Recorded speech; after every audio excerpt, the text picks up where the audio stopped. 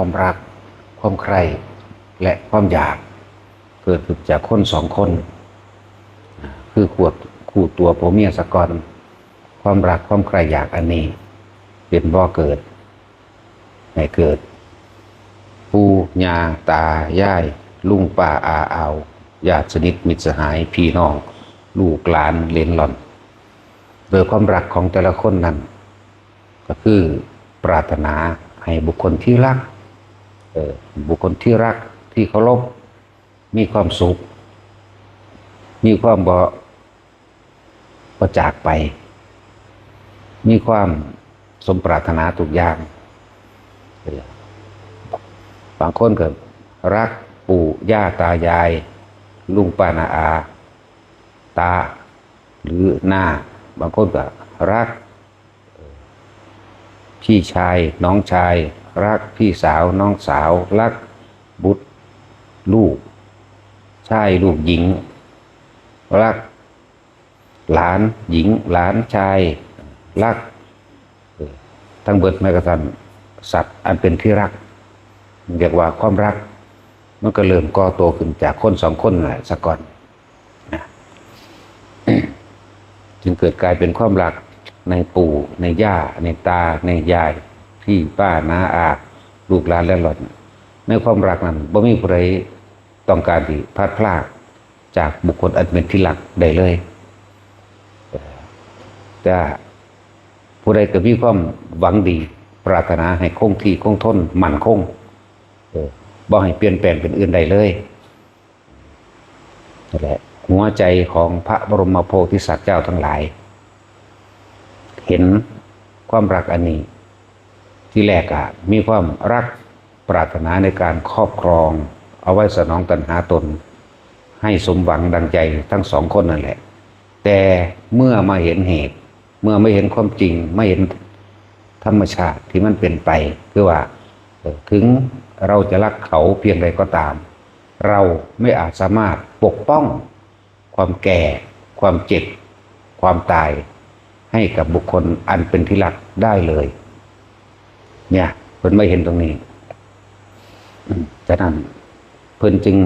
หาสิ่งที่ประเสริฐสูงสุดมอบคืนแก่บุคคลอันเป็นที่รักไม่ว่าจะเป็นผัวเป็นเมียตามท่าแล้วความคิดนี่เกิดขึ้นนี่แหละเรียกว่าหัวใจของโพธิสัตว์ความคิดนี่ความรักนี่ความเห็นนี่เกิดขึ้นกับพระบรมโพธิสัตว์หรือว่า เพิ่นเห็นสิ่งเหล่านี้ได้แล้วเพิ่นจึงพยายามที่จะจากไปคือหักใจหรือพยายามหักใจที่จะจากไปเพื่อหาสิ่งที่ประเสริฐสูงสุดกลับคืนมามอบคืนให้แก่บุคคลอันเป็นที่รักคือความเป็นอมตะคือความไม่กลับมาเกิดอีกไม่กลับมาแก่ไม่กลับมาเจ็บป่วยและไม่กลับมาตายอีกนั่นแหละแต่เฮาสิพูดถึงเปรียบเทียบคือพระพุทธเจ้าเฮาเจ้าชายสิทธัตถะไม่ใช่ไม่รักยิ่งกว่านั้นอีก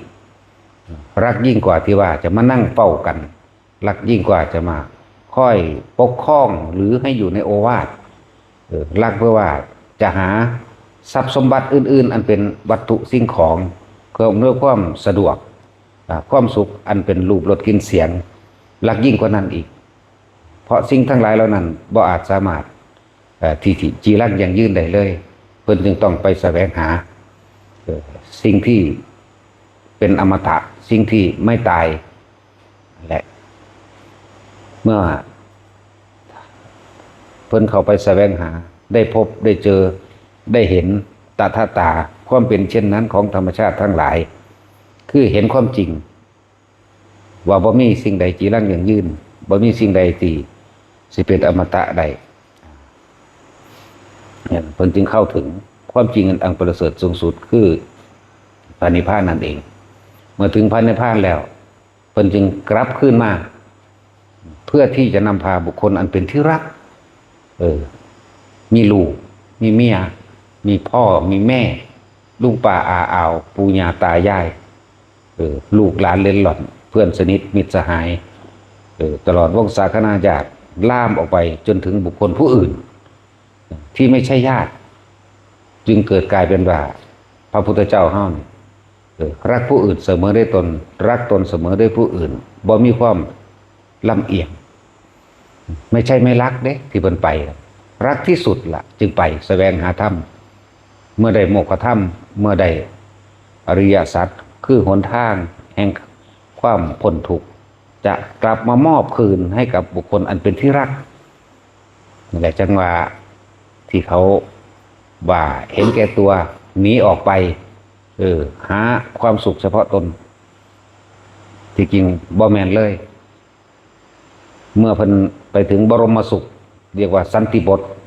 คือพระนิพพานพระองค์ต้องเข้าไปรู้แจ้งโดยตัวพระองค์เองรู้เองเห็นเองจึงนำสิ่งเหล่านี้กลับมาคืนบอกแนวทางเพื่อให้บุคคลอันเป็นที่รักเข้าถึงนี่แหละจังว่าพวกเฮานี่สิมาค่อยอิจฉาริษยากันอีหยังสิมาค่อยรังเกียจรังงอนกันอีหยังทำอันนี้บ่แม่นของแสดงง่ายเด้อต้องเป็นบรมโพธิจิตโพธิสัตว์ได้จังสิสามารถแสดงได้นี่เลยว่าความลับของโพธิสัตว์จากไปไม่ใช่ไม่รักรักยิ่งนักรักยิ่งนักหนานั่นแหละจึงต้องจากไปเพื่อแสวงหาความเป็นอมตะแสวงหาสิ่งที่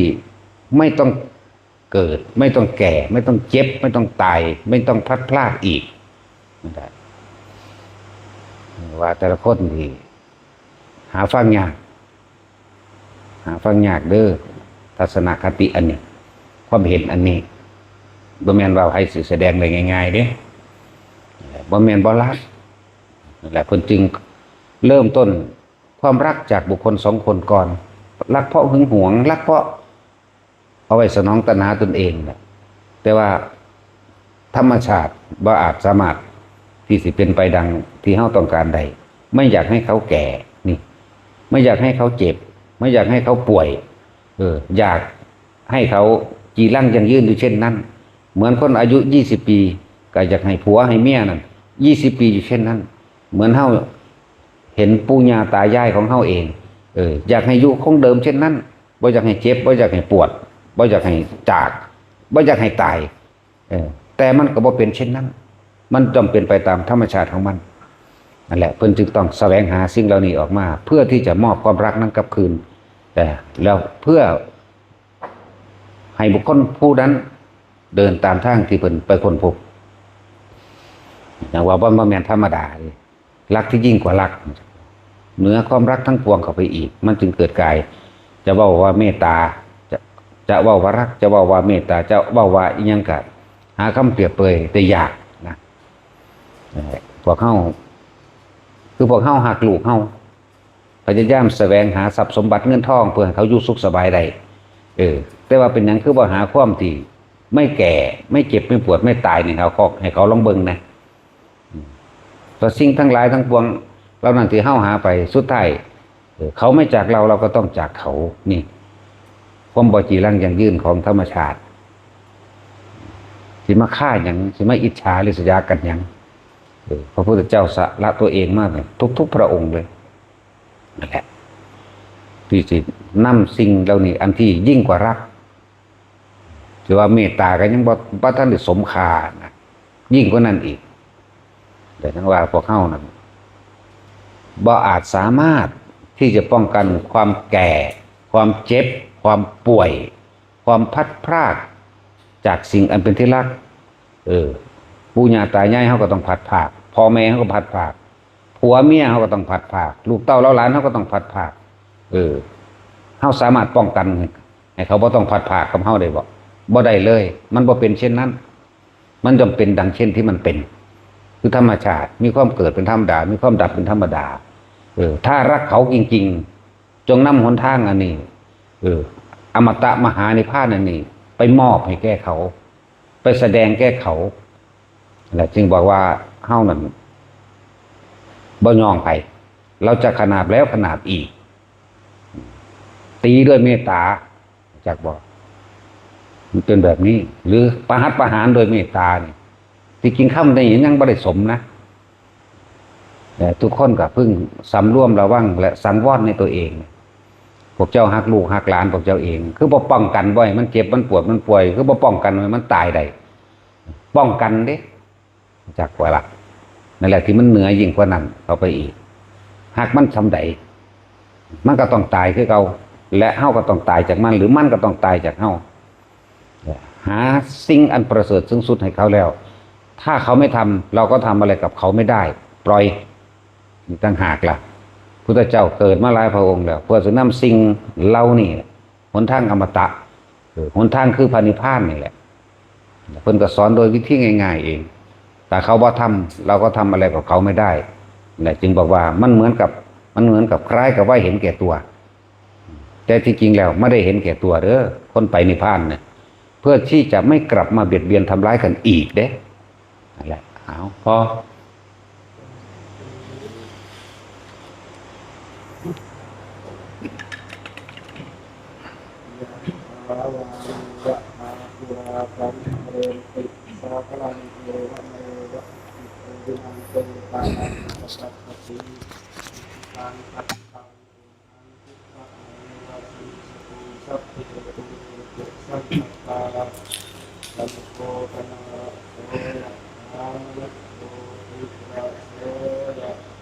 สัพพิติโยวิวัชชันตุสัพพะโลกวินาศตุมาเตภวัตวันตรายโยสุขีทีกายุโกภวะ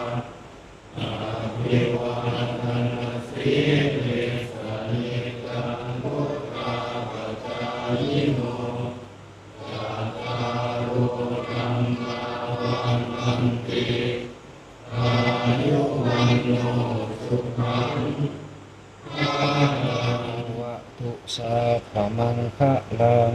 วะคันโตสัพพะเทวตาสัพพะพุทธานุภาเวนะสัทธาสุขีภวันตุเตอาวันตุสัพพมังคะลังวะคันโตสัพพะเทวตาสัพพะธัมมานุภาเวนะสัทธาสุขีภวันตุเตอา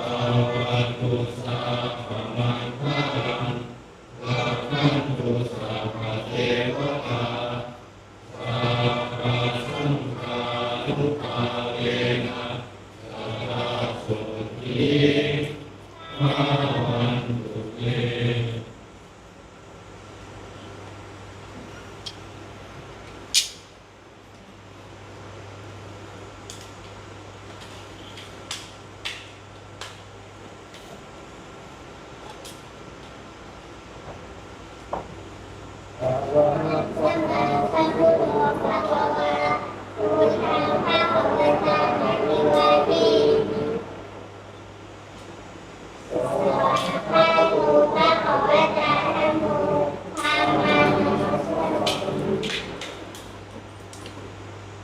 ปฏิบัติ